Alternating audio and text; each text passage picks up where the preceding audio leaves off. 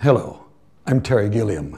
This is a story about a man named Terry Gilliam, a filmmaker who belongs to one of the rarest breeds of storyteller. The man's a pirate, rebel, provocateur, an adventurer in the most classic sense. You may know him from this, but you may also know him from all of these, the films he's made, all of them dreams and hallucinations in their own proper right.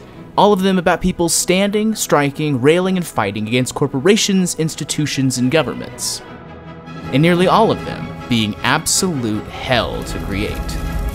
Because as the story will soon tell you, Terry Gilliam just can't catch a break.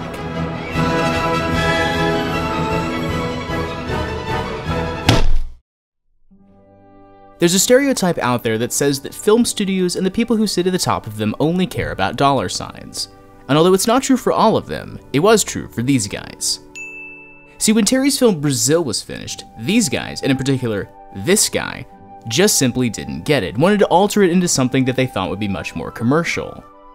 You remember the story of Blade Runner and how the studio added all of that horrible narration and the happy ending? That's what happened to Brazil. Terry gave them the film and they said, nope, we're gonna cut an hour out of it, take away all the social commentary, and slap on a happy ending.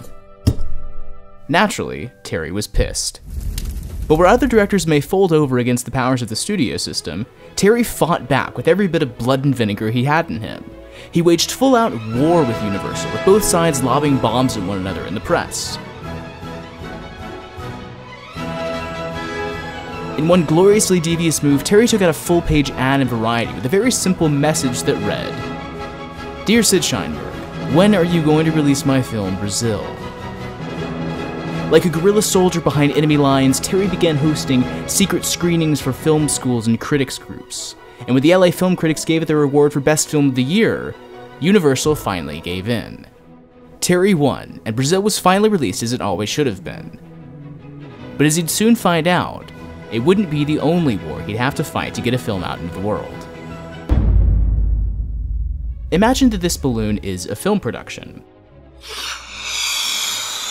When you mix together an abundance of imagination, an irresponsible producer, and a whole lot of money, things get a little too bloated. That was Terry's next film, The Adventures of Baron Munchausen, a massive production that quickly spiraled into insanity, again backed by a studio that didn't trust its director. And when the film flopped at the box office, it was Terry that was crucified, garnering himself a false reputation as a reckless and unreliable director who always went over budget. But if there's a silver lining in the madness of Munchausen, it's that the film never mirrors its making, but instead overflows with as much magic and joy as you could ever ask for.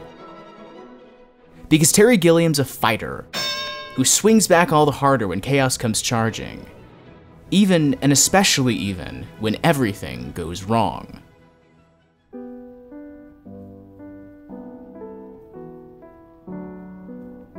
Imagine that you have a story that you've wanted to tell, or a song that you've wanted to sing, or a film that you've wanted to make. You've wanted to make it for a long time, but for a long time no one's cared. Finally, the day comes when someone says they'll let you do it. But as soon as you start telling your story, or singing your song, or making your film, everything that you can possibly imagine going wrong goes wrong. Imagine a flash flood not only destroying all of your equipment, but all of your locations. Imagine your lead actor getting injured so badly that he's forced to drop out of production. And imagine the whole thing getting shut down when you're only minutes into telling your story, or singing your song, or making your film. That was Terry's reality with The Man Who Killed Don Quixote, a story he's been trying to tell for what's now almost 30 years. Yes, it's true that every director has stories of running into walls and going through hell, but it's easy to hear the story of Terry Gilliam and think that he just simply can't ever escape it. In 2005, it was an all too familiar case of a filmmaker warring with these two, the result of which is arguably the one and only defeat of Terry's career. In 2009, it was fate itself, as yet another lead actor was lost so soon after the cameras began rolling. All the while, the clock ticking by and the years passing on The Man Who Killed Don Quixote, with actors coming and going, deals being made and then dropped, and money vanishing as quickly as it came into view.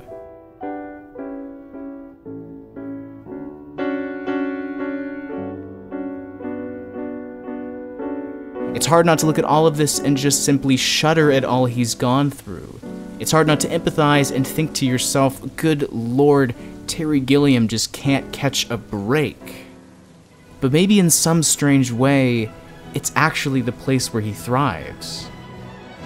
Maybe his old Monty Python buddy was right when he said, I think Terry, he can only operate in opposition. He has to have an enemy.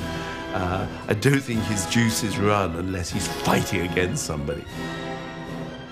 It's what so much of his films are about and represent, and it's what so much of the life that he shared with us has been about and represented. And it's wholly possible, if not entirely probable, that the harder a film of his is to make, the better it ends up being.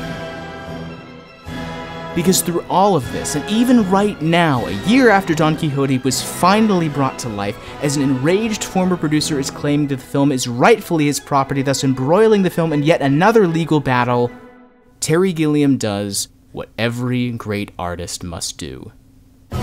He persists and persists and persists and persists and persists and persists and persists and persists!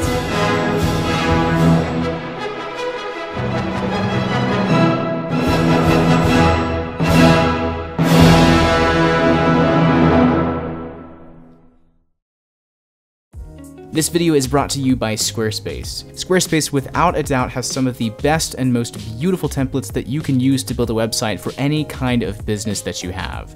If you're an actor or a filmmaker or an animator or a musician or anything else, Squarespace is the perfect platform for you to showcase your work.